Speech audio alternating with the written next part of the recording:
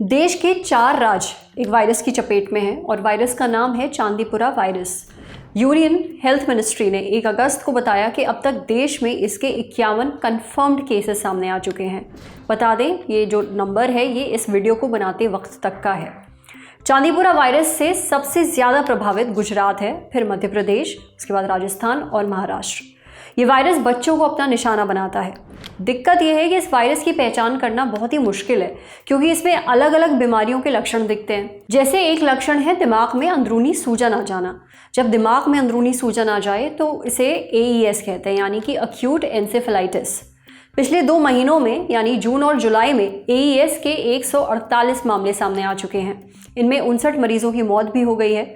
सबसे ज़्यादा असर गुजरात के पंचमहल ज़िले पर पड़ा है। यहाँ 7 लोगों की मौत हुई है। इसके बाद अहमदाबाद है, जहाँ 6 लोगों ने अपनी जान गंवाई। हालांकि राहत की बात यह है कि बीते 10-15 दिनों से अक्यूट एंसेफेलाइटिस सिंड्रोम के मामले यानी कि इनडायरेक्टली चांदीपुरा वायरस के मामले कम हो रहे हैं, लेकिन खतरा टला नहीं है। आज सेहत के इस एपिसोड में डॉक्टर से समझते हैं कि चांदीपुरा वायरस है क्या, या अचानक गुजरात में क्यों फैल रहा है, इसके लक्षण क्या हैं और इससे बचाव और इसका इलाज कैसे किया जाता है। सुनिए। Brought to you by Sensodyne K। बस बैक नहीं आया। SLS पैराफिन और दूध का करंट भी कौन? तो लाइफ का करंट ऑन? कुछ भी। तो ट्राई करके देख ले। Sensodyne K toothpaste for sensitive teeth। Chandipura virus एक RNA वायरस है जो वेसिकुलो वायरस जीनस को बिलोंग करता है और रैप्डो वायरस फैमिली को बिलोंग करता है। और RNA वायरसेस होते हैं influenza viruses and dengue viruses. इसका नाम चांदीपुरा वायरस कैसे पड़ा? क्योंकि सबसे पहले ये आइसोलेट किया गया 1965 में चांदीपुरा विलेज, जो कि महाराष्ट्र में है। चांदीपुरा वायरस स्प्रेड होता है सैंड फ्लाई नामक इंसेक्ट के काटने से। ऑल्दो एडीज मॉस्किटो में भी पाया गया है, ह्यूमन टू ह्यूमन ट्रांसमिशन भी हो सकता है, बट मोस्टली ये होता है सैंड फ्लाई के काटने से। अब चांदीपुरा वायरस सैंड फ्लाई के सलाइवरी ग्लैंड्स में होता है, इसलिए सैंड फ्लाई ही इसका कैरियर है और सैंड फ्लाई ही इसका ट्रांसमिटर है। गुजरात में अचानक फैलने के 2 कारण हैं। एक, गुजरात, ओडिशा, आंध्र प्रदेश, ये कुछ एंडेमिक जोन्स हैं जहां ये वायरस पाया जाता है। दूसरा, प्री मॉनसून सीजन में जो सैंड फ्लाई होता है इसका ब्रीडिंग टाइम होता है, तो इसकी संख्या, सैंड फ्लाई की संख्या इस टाइम में बढ़ जाती है और इसका स्प्रेड होने का मात्र कारण और मेन कारण है मॉनसून में पानी इकट्ठे होने के कारण इस वायरस का जो वेक्टर है दैट इज सैंड फ्लाई, उसकी संख्या बहुत ज़्यादा मात्रा में बढ़ जाना। चांदीपुरा वायरस के लक्षण ज़्यादातर बच्चों में पाए जाते हैं, लेस देन 15 ईयर्स में, इसलिए हमें खास ध्यान बरतना होता है। इसमें हाई ग्रेड फीवर जो कि बहुत सडन ऑनसेट होता है, इसमें हेडेक, कन्फ्यूजन, मल्टीपल वॉमिटिंग की एपिसोड्स, उल्टियाँ आना, लूज मोशंस होना, कभी कभी क्रिटिकल फेज में कोमा में चले जाना या इससे डेथ भी हो सकती है। चांदीपुरा वायरस के इन्फेक्शन के लिए कोई एंटीवायरल ड्रग अवेलेबल नहीं है, इसलिए हमें एक हाई इंडेक्स ऑफ सस्पिशन रखना पड़ता है कि इस एंडेमिक जोन में, मतलब गुजरात में या फिर राजस्थान में जहाँ केसेस आ रहे हैं, वहाँ पे अगर कोई high grade fever, sudden onset वाला बच्चा जिसमें हेडेक और मेनिंजाइटिस या एनकेफेलाइटिस वाले साइंस हों, तो हम उसको तुरंत भर्ती करें और उसका इलाज शुरू कर सकें। फीवर कंट्रोल करने के लिए मेडिसिन दें, उनका हाइड्रेशन मेंटेन करें, ब्रेन में सूजन की दवाइयाँ दें, इसी से इसका इलाज किया जा सकता है। लेकिन इलाज के बाद भी इसकी मोर्टेलिटी बहुत हाई है। चांदीपुरा वायरस की केस फर्टिलिटी रेट जैसे हम कहते हैं वो अप टू 75% है, तो इसलिए इससे इलाज से ज़्यादा इम्पॉर्टेंट है इससे बचाव। और बचाव के लिए हमारे पास एक होता है पर्सनल प्रोटेक्शन, एक होता है कम्युनिटी प्रोटेक्शन, जिसमें गवर्नमेंट काम करती है। और गवर्नमेंट कैसे काम करती है? गवर्नमेंट इंसेक्टिसाइड्स छिड़केगी, पेस्टिसाइड्स का यूज़ करेगी ताकि मॉस्किटो ब्रीडिंग एरियाज प्रिवेंट करें और मॉस्किटोज़ की ब्रीडिंग को रोकें। इसके लिए पानी कहीं इकट्ठा होता है तो उसका आपको ठीक करना पड़ता है, और इसके साथ साथ पर्सनल प्रोटेक्शन का बहुत ही मेजर रोल है। पर्सनल प्रोटेक्शन का मतलब आप फुल स्लीव्स के कपड़े पहनिए, आप बाहर जाएं तो मॉस्किटो रिपेलेंट लगाइए, घर में मॉस्किटो रिपेलेंट्स का यूज़ करें, घर में मॉस्किटो नेट्स का यूज़ करें। अगर आप देखें कि कहीं पानी खड़ा है तो आप उस चीज़ को रेक्टिफाई करेंगे ताकि आप अपने घर के लेवल पे और अपने कम्युनिटी लेवल पे कुछ हेल्प कर सकें।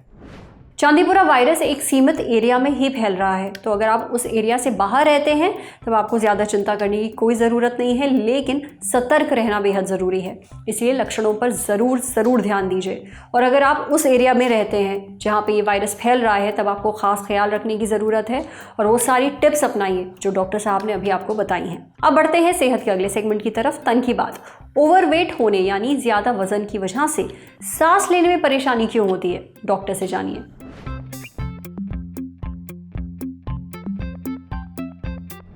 ओवरवेट होना हेल्दी नहीं है, ये हम सब जानते हैं।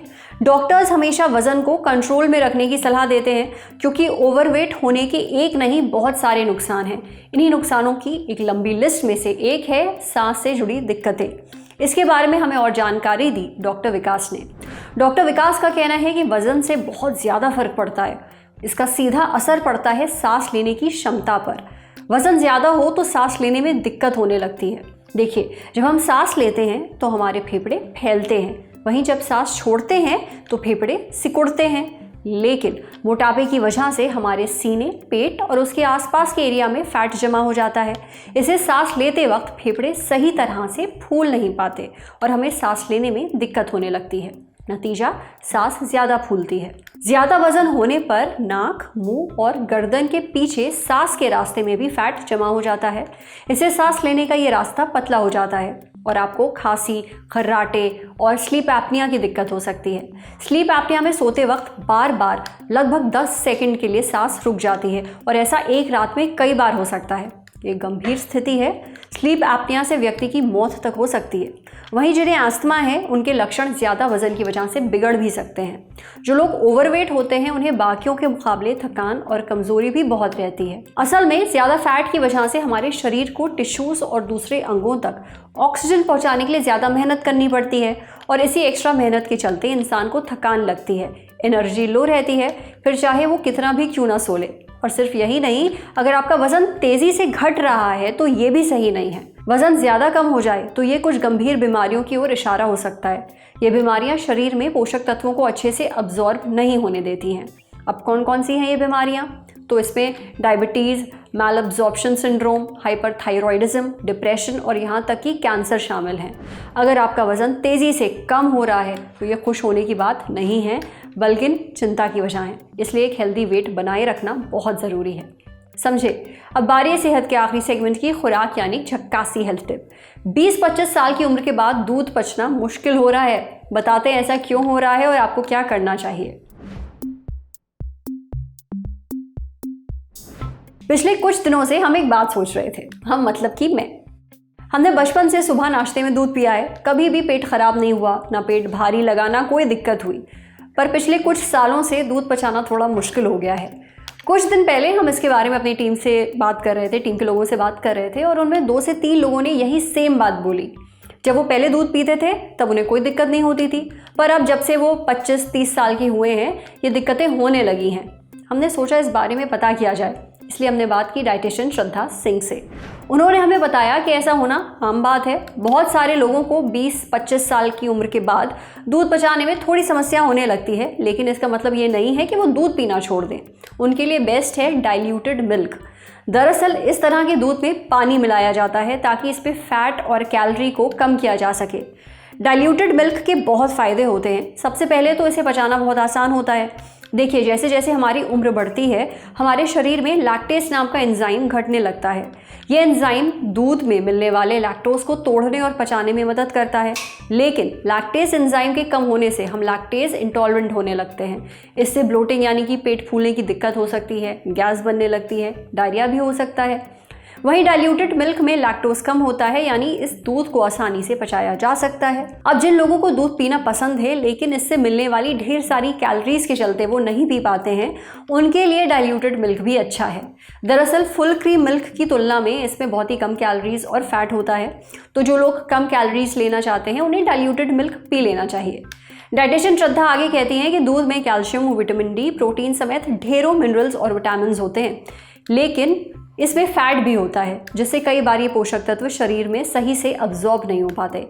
ऐसे में डाइल्यूटेड मिल्क आपके काम आ सकता है। इसमें फैट ना के बराबर होता है और इसलिए पोषक तत्व बिना किसी दिक्कत के आसानी से शरीर में अब्जॉर्ब हो पाते हैं। एक चीज़ और, फुल क्रीम मिल्क में थोड़ा सैचुरेटेड फैट भी होता है। इसे सेहत के लिए अच्छा नहीं माना जाता।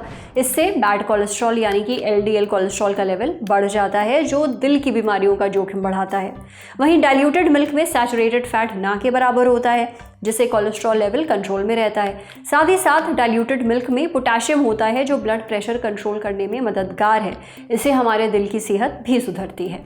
आज सेहत पर इतना ही। अगर आप एक डॉक्टर हैं, हमसे कुछ शेयर करना चाहते हैं, तो जो ईमेल आईडी इस वक्त आपको अपनी स्क्रीन पर दिख रही है, उस पर हमें एक मेल भेज दीजिए। शुक्रिया।